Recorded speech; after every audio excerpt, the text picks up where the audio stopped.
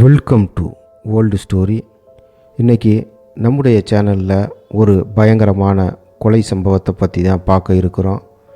ஒரே குடும்பத்தை சார்ந்த 9 நபர்கள் படுபயங்கரமாக கொல்லப்பட்டிருக்கிறாங்க. இதற்கான காரணம் என்ன, குற்ற பின்னணி என்ன அப்படிங்கிறதெல்லாம் பார்க்கும்போது ரொம்பயுமே மர்மமாக இருக்குது. அப்படிப்பட்ட ஒரு நிகழ்வு தான் 1960களில் கனடாவில் இருக்கக்கூடிய செல் லேக் அப்படிங்கிற பகுதியில் நடந்திருக்குது. அங்கிருந்த ஒரு பண்ணை வீட்டில் தான் இந்த சம்பவம் ஒரே நாள் இரவில் நடந்திருக்குது. இதற்கான காரணம் என்ன அப்படிங்கிறத பார்க்கலாம். இங்கே இருந்த பண்ணை வீடு, இந்த வீட்டில் யார் இருக்கிறாங்கன்னா ரிச்சர்ட்சன் அப்படிங்கிறவங்களுடைய ஃபேமிலி. மொத்தம் 9 நபர்கள், 3 வயது குழந்தை உட்பட. இவர் சாதாரண ஒரு மனிதர் கிடையாது. ஏற்கனவே போர்க்களத்தில் சண்டையிட்ட ஒரு இராணுவ வீரர். ஓய்வு பெற்ற பின்னாடி அமைதியாக அங்கே வாழ்ந்து வர்றாரு. ஆனால் அவருடைய நேரம் என்னவோ சரியில்லை. திடீரென ஒரு நாள் இரவில் மர்மமான ஒரு மனிதன் துப்பாக்கியோடு உள்ளே நுழையிறான். எல்லாரையும் சுட ஆரம்பிக்கிறான். சத்தம் கேட்ட ரிச்சர்ட்சன் பதறி போய் வந்து பார்க்குறாரு. அவரும் ஒரு இராணுவ வீரர் அப்படிங்கிறதுனால முடிந்த அளவு போராடி பார்க்குறாரு, சண்டை ஓட்டு பார்க்குறாரு. ஆனால் அவரால் முடியலை. அவரையும் சுட்டு வீழ்த்திடுறான். அதன் பின்னாடி ஒவ்வொரு அறையாக புகுந்து எல்லா குழந்தைகளையும் கொன்னுடுறான். அவங்க மனைவியையும் கொன்று போட்டுடுறான். இதனால் இந்த சம்பவம் ரொம்பயுமே ஒரு அதிர்ச்சியை ஏற்படுத்துது. இந்நிலையில் அந்த துப்பாக்கியோடு வந்த மர்மமான மனிதன் அங்கேருந்து கிளம்பிடுறான். அவன் ஒரு 2-3 கிலோமீட்டர்கள் அலைந்து தெரிந்த பின்னாடி அதன் பின்னாடி காவல்துறைக்கு அவனே தகவல் தெரிவித்து சரண்டர் ஆயிடுறான். அவனிடம் கூப்பிட்டு விசாரிக்கிறாங்க. இதற்கான காரணம் என்ன அப்படின்லாம் கேட்டு பார்க்குறாங்க. ஆனால் அவனும் இதற்கான காரணம் என்ன சொல்கிறான்னா, ஒரு மர்மமான உருவம் எனது கனவுல வந்ததாகவும் அதன் பின்னாடி அடிக்கடி வந்து அதுதான் இந்த செயலை செய்ய சொன்னது, அதற்காகத்தான் நான் இந்த குடும்பத்தை கொலை செய்தேன் அப்படின்னு வாக்குமூலம் கொடுக்குறான். இது எதுவுமே ஏற்றுக்கொள்கிற மாதிரி இல்லை. அதன் பின்னாடி அந்த நபர் யார், அவனுடைய பின்னணி என்னன்னு விசாரிக்கிறாங்க.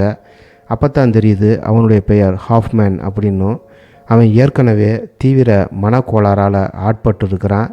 சில குற்றங்களுக்காக சிறைச்சாலையில் இருந்து மீண்டு வந்திருக்கிறான். வந்த அவன் திடீர்னு மீண்டும் இந்த மாதிரி ஒரு படுபாதகமான செயலை செஞ்சுருக்கிறான் அப்படிங்கிறது. அதன் பின்னாடி அவனுடைய பெற்றோரிடமெல்லாம் விசாரிக்கிறாங்க.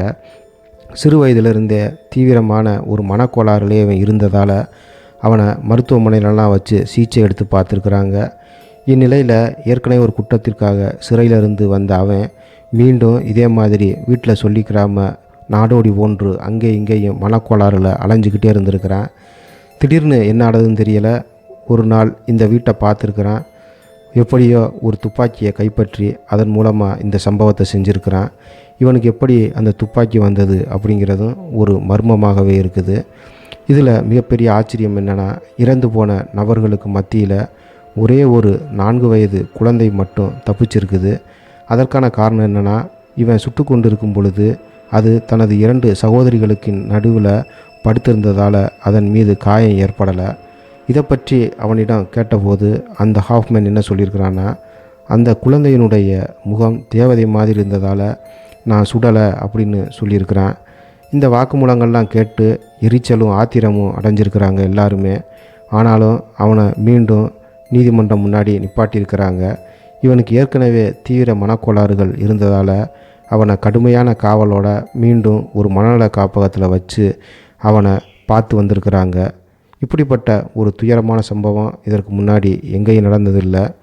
ரிச்சர்ட்சனுக்கும் ஹாஃப்மேனும் இதற்கு முன்னாடி எங்கேயுமே சந்தித்ததும் கிடையாது.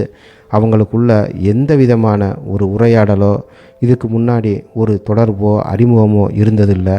அப்படி இருந்தும் ஹாஃப்மேனினுடைய இந்த மனக்கோளாறால் ஏற்பட்ட ஒரு படு துயரமான செயல் அந்த குடும்பத்தையும் அங்கே இருந்த மக்களையும் ரொம்பயுமே பாதிச்சிருச்சு.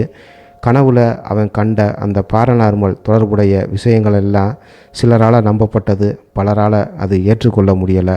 எது எப்படியோ இது மாதிரியான படுபயங்கரமான அதிகமான நபர்கள் கொலை செய்யப்படும் நிகழ்வுகளில் எல்லாம் தொடர்ந்து இந்த மாதிரி கதைகளை ஒரு பாராநார்மல் சம்பந்தப்பட்ட விஷயங்களோட தொடர்புபடுத்தி பேசுகிறதும் ஒரு விசித்திரமான மர்மமாக இருக்குது. ஹாஃப்மேன் எப்படி அந்த குடும்பத்தை சென்றடைஞ்சான் அப்படிங்கிறதும் விடை தெரியாத ஒரு மர்மமாகத்தான் போய்கொண்டிருக்குது. ஹாஃப்மேன் அந்த குடும்பத்தை தேர்ந்தெடுத்ததற்கான காரணமும் அவன் சொல்லக்கூடிய பாராநார்மல் சம்பந்தப்பட்ட விஷயங்களும் ஒரு மிகப்பெரிய மர்மங்களை தன்னகத்தே உள்ளடக்கியிருப்பதாக அவனோட பரிசோதித்த பலரும் தெரிவிக்கிறாங்க. எது எப்படியோ இந்த மாதிரியான மர்மமான நிகழ்வுகள் உலகத்தில் சில இடங்களில் நடந்திருக்குது அப்படிங்கிறதுக்கு இதுவும் ஒரு உதாரணம். மற்றும் ஒரு வித்தியாசமான ஒரு ஸ்டோரியோட நாளைக்கு நான் உங்களை மீண்டும் சந்திக்கிறேன். பாய்.